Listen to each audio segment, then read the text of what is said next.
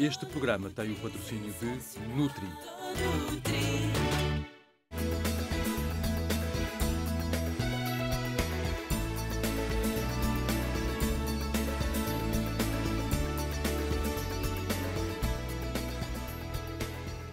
Começa o Viva Saúde, o programa que se preocupa em preveni-lo.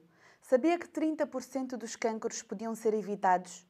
E que no início do século, cerca de 500 mil mulheres morreram na sequência do cancro da mama? De certeza que já ouviu falar nas suas manifestações e dos rastreios de prevenção. Mas será que sabe tudo sobre este cancro? Fique connosco e saiba mais, porque hoje, para nos esclarecer, temos o Dr. Joaquim Neves, ginecologista. Bem-vindo à Casa do Viva Saúde, doutor, novamente. Obrigado. Pode explicar-nos, então, o que é exatamente esta manifestação de cancro? O cancro da mama provavelmente é o cancro que provoca mais sensibilidade, eu diria, na sociedade e particularmente na mulher. O cancro da mama ainda tem algum sentido de mortalidade, mas sobretudo um sentido de doença, que é morbilidade. A mulher com o cancro da mama, hoje em dia, vive muito mais tempo. Nós conseguimos diminuir de uma forma significativa as mortes provocadas por cancro da mama, mas todo o processo para garantir a sobrevivência do doente pode causar algumas doenças ou pequenas complicações, ou muitas vezes complicações que provocam uma certa sobrecarga na vida da mulher. Por outro lado, não podemos esquecer que a maior parte das mulheres olha o cancro da mama como a possibilidade de terem que fazer uma amputação da mama, o que implica substancialmente com a imagem da mulher. Quais são as causas deste cancro? É essencialmente uma doença hereditária, como muita gente diz? As causas do cancro da mama são parecidas às causas dos outros cancros. A maior parte das situações não tem uma causa muito esclarecida. E existe um mito relacionado com o cancro da mama e ser familiar ou hereditário. Aquilo que nós sabemos é que só 10% das mulheres que têm cancro da mama têm história familiar. E quando nós falamos de história familiar, é importante prestar atenção que grau de familiaridade que estamos a falar. Aquilo que interessa na história do cancro da mama são familiares do primeiro grau, ter mãe e irmãs, sobretudo mãe e irmãs.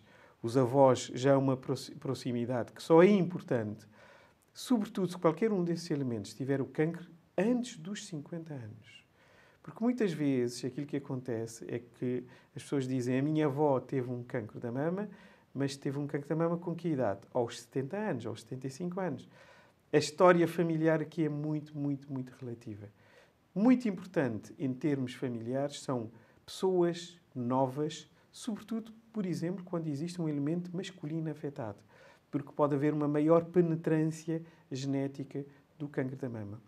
Quando nós temos uma mulher que na sua família existem pelo menos 2 ou mais elementos afetados por cancro da mama antes dos 50 anos, é uma mulher que tem indicação para fazer o chamado rastreio genético. E como é esse rastreio? O rastreio genético, existem 2 genes que podem sofrer mutação, é o BRCA1 e BRCA2, que estão relacionados quer com o cancro da mama, quer com o cancro dos ovários. Aliás, hoje em dia, quando nós temos necessidade de fazer um rastreio genético, estamos a falar de uma mulher com alto risco para cancro da mama, utilizando estes genes, nós também temos que ver os ovários e, em casos muito particulares com tradução familiar, existem situações em que há uma associação do cancro da mama, do cancro do ovário e do cancro do intestino. São síndromes genéticos muito específicos e que têm uma tradução familiar. Doutor, sabemos que também é possível que este tipo de cancro apareça nos homens.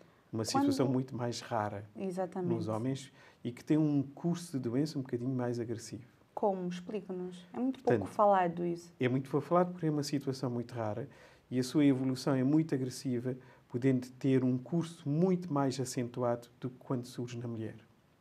Mas há também um nódulo, também é necessário o nódulo uma prevenção, da mama, a palpação. Exatamente. O nódulo da mama é a lesão típica que leva as mulheres a suspeitar que têm um problema na mama. Pois. Mas nós, no caso das mulheres, nós não gostaríamos que surgisse o nódulo da mama. Porque, como todas as neoplasias, quanto mais cedo nós fizermos o diagnóstico, maior será Claro. o prognóstico e maior será a O sobrevivência do doente ou da doente. Mas, como estava a perguntar, nesse caso também existe o Também nódulo existe para, o nódulo da mama, exatamente. no caso de cancro da mama para o homem. Para o homem, exatamente. E todo o processo passa da mesma maneira? É igual? O processo de diagnóstico, De evolução a da evolução doença. pode ser um bocadinho mais agressivo, Mais rápido? mais rápido. Em que sentido? De haver o grande problema das neoplasias. Então, no cancro da mama, o grande problema são as metástases. E, aliás, Cria mais metástases, é isso? existem alguns autores que dizem que o cancro da mama é uma doença sistémica. Nós muitas vezes temos necessidade de fazer alguma intervenção cirúrgica e as pessoas têm que ter essa noção. A intervenção cirúrgica no cancro da mama não é para tratar definitivamente o cancro, mas pode ser para reduzir a localização tumoral, para nos permitir fazer outro tipo de medicação ou outro tipo de intervenção, ou ainda para fazer o estadiamento da doença. Existem casos raros de pessoas que foram operadas ao cancro da mama e que durante anos foram consideradas como pessoas curadas, eu diria pessoas estáveis, e que 10 anos depois surgem habitualmente com uma metástase. Habitualmente é uma metástase no sistema nervoso central ou a nível ósseo. Portanto, o cancro da mama é uma doença sistémica. A cirurgia do cancro da mama, as pessoas têm que se mentalizar, até porque hoje em dia, como a maior parte das situações são diagnosticadas muito precocemente, a cirurgia tem sido cada vez mais limitativa, porque não está demonstrado que operar a mama aumenta a sobrevivência dos doentes. Nesse caso, tem de se fazer rastreios para o resto da vida.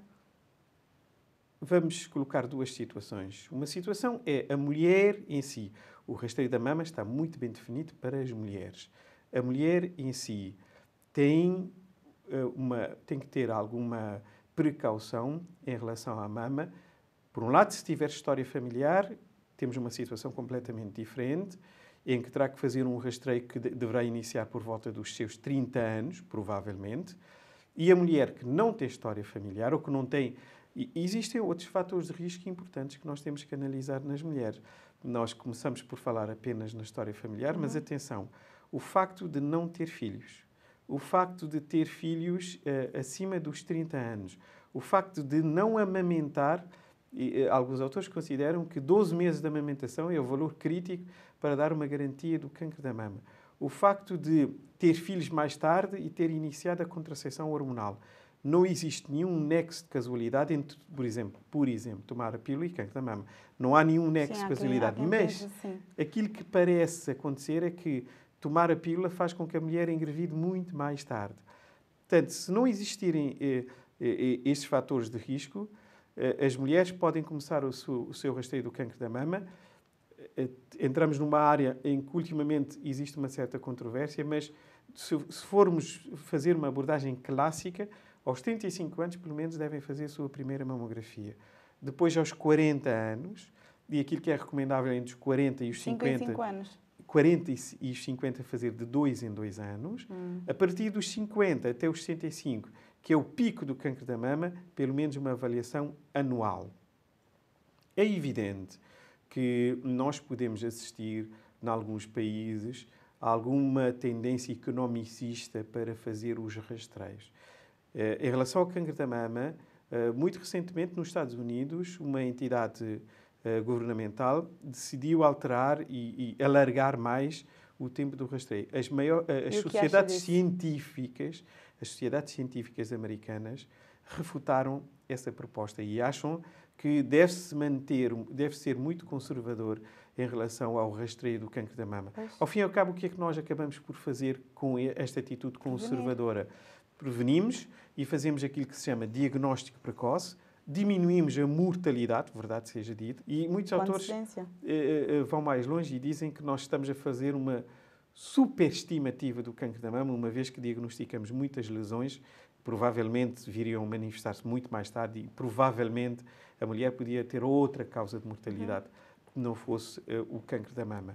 E existe uma outra situação que nós na mama definimos como cancro da mama, se bem que está a crescer essa sensibilidade. A doença da mama locally in situ, como se diz, a lesão in situ da mama. Se nós analisarmos de uma forma profunda, não é bem um cancro da mama, é uma lesão muito localizada. Nós temos uma situação muito parecida no colo do útero, que é a lesão, o cancro in situ do colo do útero, E não é habitual dizermos cancro do colo do útero. Nós falamos de cancro do colo do útero quando já existe uma situação invasiva do colo do útero. Na mama existe uma situação muito parecida, que provavelmente devíamos chamar doença mamária in situ e chamar o cancro da mama quando houver ultrapassarem as margens daquilo que seja uma doença localizada na mama. Então acaba-se por ter atenção a isso e achar que isso pode desenvolver para cancro da mama. A lesão in situ pode desenvolver para cancro da mama. Sorte Tem é que a ser mulher que for tratada, apanhada claro, com uma lesão in situ, porque é uma mulher... E como é essa lesão?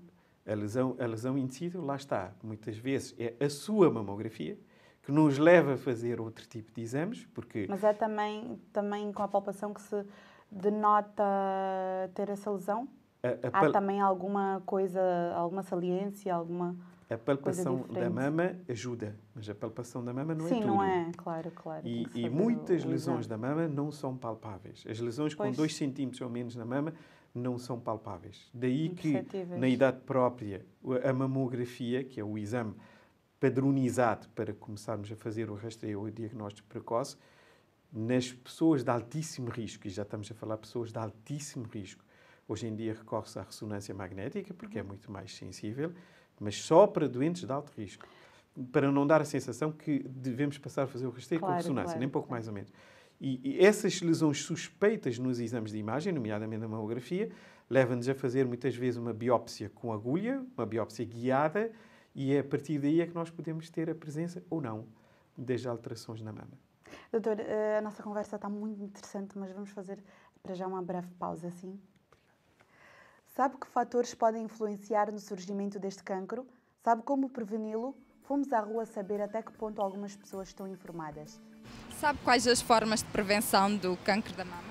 Sei, fazer o rastreio várias vezes, apesar de que às vezes isso só não chega. Principalmente as que eu conheço é a palpação, mamografia. É fazer um check-up todos os anos. Penso que é ter cuidados com a alimentação, evitar tipo fritos, comidas com muita gordura.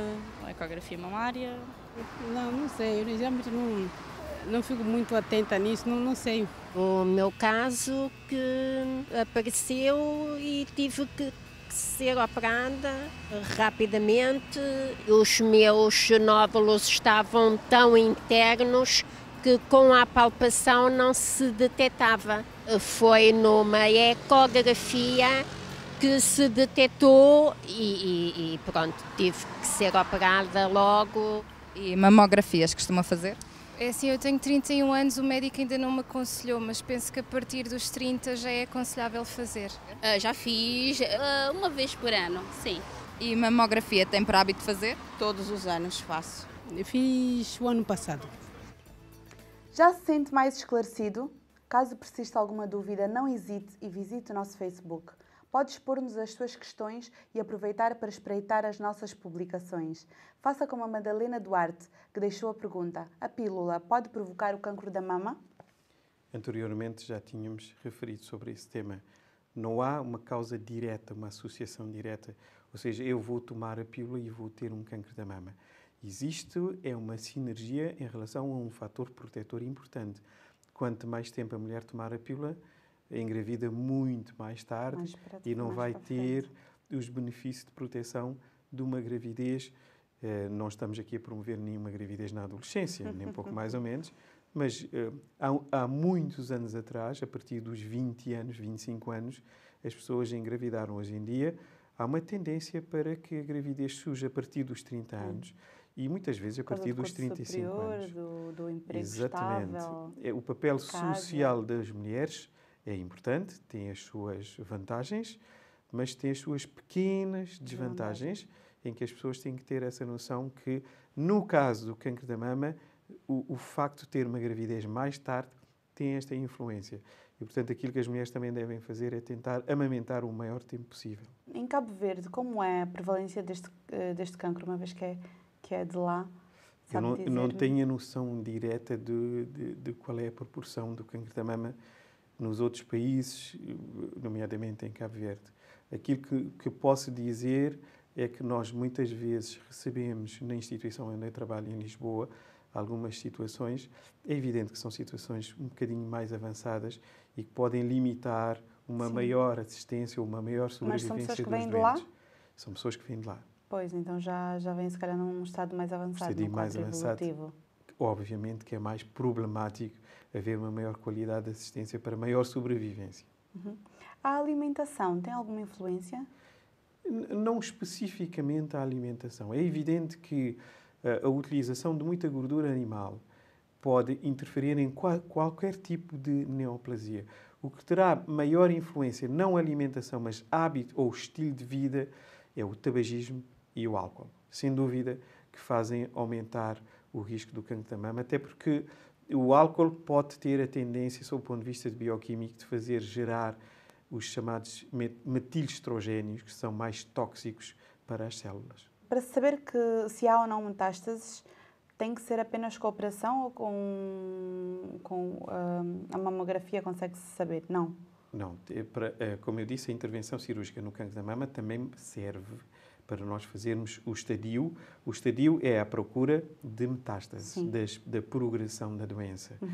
E hoje em dia, por exemplo, em relação ao cancro da mama, existe sempre a possibilidade de utilizar uma técnica nova, que é uma técnica chamada do gânglio sentinela, que é para verificar se o cancro da mama está exclusivamente na mama ou se já atingiu a axila.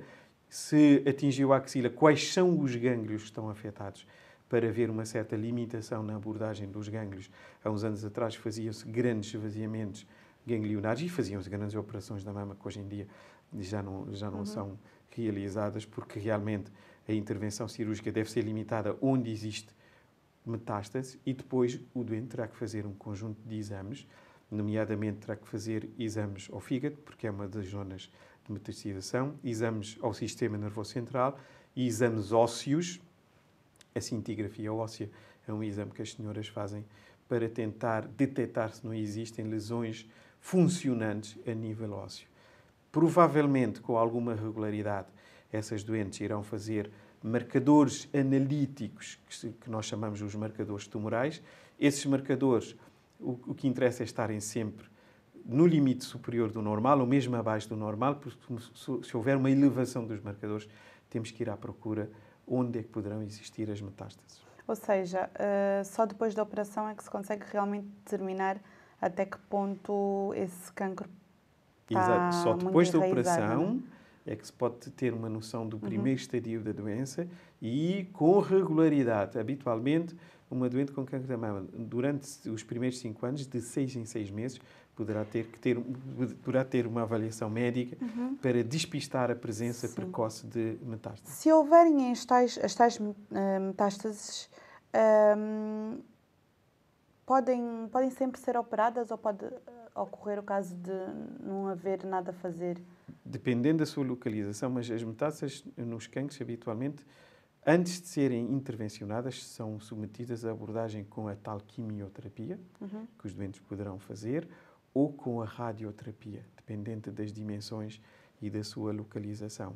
Em relação ao cancro da mama, ainda existem 2 variantes de medicação coadjuvante, como nós dizemos, quer medicação coadjuvante com anticorpos monoclonais, por causa de certos tipos de receptores que os cancros da mama têm, ou através da utilização de hormonoterapia, são hormonas, para contrariar a evolução do cancro da mama, nomeadamente as metástases a nível da mama contralateral. Porque o cancro da mama é muito complexo. Existem situações em que temos um cancro da mama e os receptores hormonais, assim como o receptor é chamado HER, que é o receptor epidermoide, é negativo, e existem situações em que os receptores podem ser positivos. E então a abordagem é completamente diferente e pode requerer técnicas muito mais sofisticadas de tratamento médico. Eu digo sempre, nós médicos ainda andamos a aprender com o cancro da mama. Vamos ganhando algumas batalhas, mas ainda não ganhamos a grande guerra do cancro da mama. Como eu disse, o cancro da mama é uma doença sistémica. Para além da operação, do tratamento, será necessário também acompanhamento psicológico da doente e uma certa atenção as doenças oncológicas requerem algum apoio psicológico. Todas as doenças oncológicas requerem.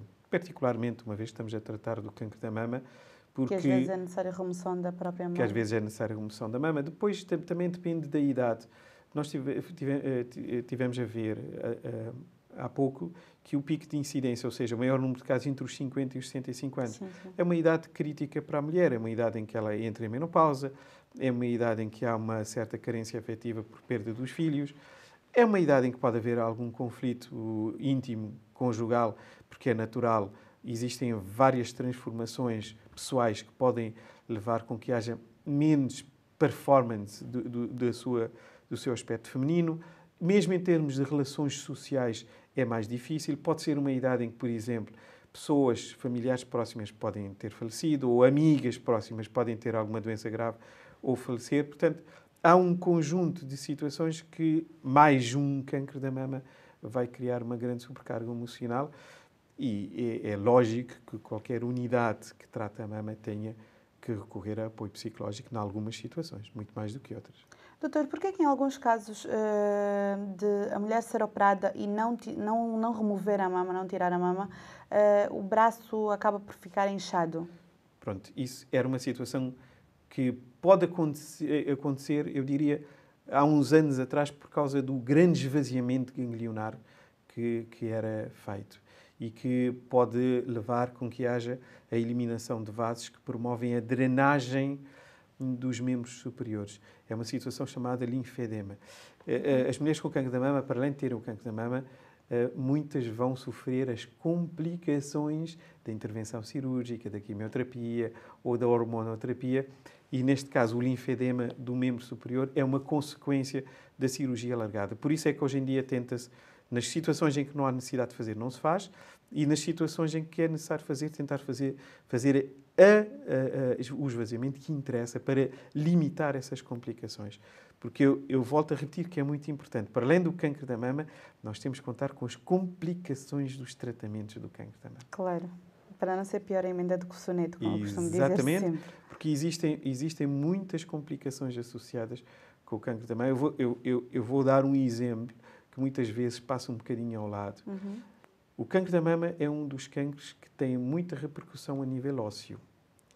Como assim? Existem alterações significativas na densidade óssea das mulheres com o cancro da mama, porque fazem quimioterapia, porque fazem radioterapia e porque muitas vezes podem fazer medicamentos, como é o caso dos inibidores da aromatase, que provocam um hipoestrogenismo acentuadíssimo e os estrogénios são fundamentais para que haja formação óssea. Não esquecendo que podem existir metástases ósseas. Portanto, muitas vezes o estudo do osso é um bocadinho ignorado numa mulher que tem um cancro da mama. No caso da remoção da mama, que alternativas há a nível, depois da imagem que a pessoa tem de si para comatar essa ausência do tecido mamário? A alternativa ou alternativa imediata é a utilização de próteses mamárias. Tem-se desenvolvido imensa a indústria das próteses mamárias para tentar minimizar e uma situação que dará um maior conforto, mas vai depender muito da experiência de quem faz mamoplastias, a utilização de próteses devidamente credenciadas e certificadas. Uhum. Como viu, a avaliação do cancro da mama é muito multidisciplinar e aqui vai ter que entrar a cirurgia plástica para fazer a reconstrução mamária. Isso é uma situação que tem que ser discutida com a doente e dentro daquilo que for as possibilidades para oferecer uma alternativa no sentido de minimizar o traumatismo da amputação da mama. E quem tem silicone? Costuma-se dizer que a silicone propicia o aparecimento de cancro. É um mito? É uma verdade? Eu diria que é mais um mito propriamente do que uma causa direta. É evidente que qualquer corpo estranho, independentemente de onde esteja no nosso organismo, tem que ter uma vigilância adequada para nós tentarmos evitar que surjam consequências da sua utilização prolongada. Uhum. Portanto, não é assim. Não será um grande fator de risco de cancro da mama. Há fatores muito mais importantes do que ter uma prótese de silicone. Doutor, quer deixar alguma mensagem para aquelas doentes que diagnosticaram agora este tipo de cancro e que provavelmente devem estar um bocado aflitas e temerosas em relação à sua saúde? Sim. Podemos ter dois tipos de mensagem. Mensagem para as pessoas que têm um cancro da mama, que o mais importante é serem muito disciplinadas em tudo aquilo que é a orientação médica para precisamente haver uma maior sobrevida. E eu acho que todo doente oncológico fica alertado que qualquer anormalidade, tentar contactar o seu médico, tentar discutir com a equipa médica quais são as alternativas que tem para abordar a sua doença, as vantagens e as desvantagens, e informar-se, como eu disse, sobre não só o cancro da mama, mas o que é que os outros tratamentos vão provocar. A disciplina permite-nos aumentar a sobrevivência dos doentes. E uma mensagem muito importante para a maior parte das mulheres que são potenciais de risco para o cancro da mama. As mulheres devem sensibilizar-se para fazer a sua vigilância, sob o ponto de vista de ginecologia, de uma forma muito regular. Neste caso, temos mulheres com fatores de risco, sobretudo familiares. E as outras mulheres, que a partir dos 35 anos, 40 anos, devem ter a preocupação de questionar o seu médico qual será a altura ideal para começar a fazer o seu rastreio do cancro da mama, porque um rastreio precoce, muito bem organizado, diminui a mortalidade, sem dúvida. Pode aumentar a doença, mas diminui a mortalidade, mas temos pessoas com maior qualidade de vida. Doutor, é sempre de bom grado que o recebemos cá. Esperamos tê-lo mais uma vez aqui na Casa do Viva Saúde. Obrigado. Perdeu o início do nosso programa? Não se preocupe. Os vídeos estão todos na nossa página do YouTube. Veja e reveja as vezes que considerar necessárias. Segue-se o Tome Nota. Já tem consigo o papel e a caneta? O cancro da mama é uma doença sistémica que tem como principal manifestação o nódulo na mama. Os principais fatores de risco são a história familiar, o facto de não se ter filhos, engravidar depois dos 30 anos ou optar por não amamentar. Tal como nos outros tipos de cancro, também neste há o perigo das metástases, nomeadamente no sistema nervoso central ou nos ossos. A remoção da mama é muitas vezes inevitável, sendo que neste caso pode-se recorrer a uma mamoplastia.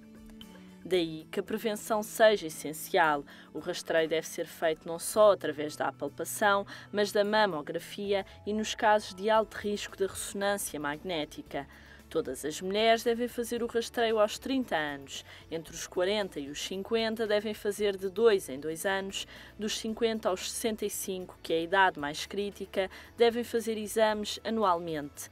A cirurgia é muitas vezes utilizada não como tratamento, mas como uma preparação para a quimioterapia ou para a radioterapia. Também o apoio psicológico é fundamental neste processo. Previna-se, consulte o seu médico. Se for diagnosticado precocemente, este tipo de cancro pode ter um tratamento bem sucedido. Quando estiver na internet, passe pelo nosso blog. Lá pode encontrar muita informação complementar ao nosso programa, saber tudo sobre os convidados, ver as fotos do making-of das gravações e conhecer de antemão as temáticas a abordar. Já sabe, espero por si no próximo programa. Até lá, viva bem, viva sempre com atenção à sua saúde. Meu nome é Dani Silva, sou músico. Beba muita água, que é o bem mais precioso para a saúde.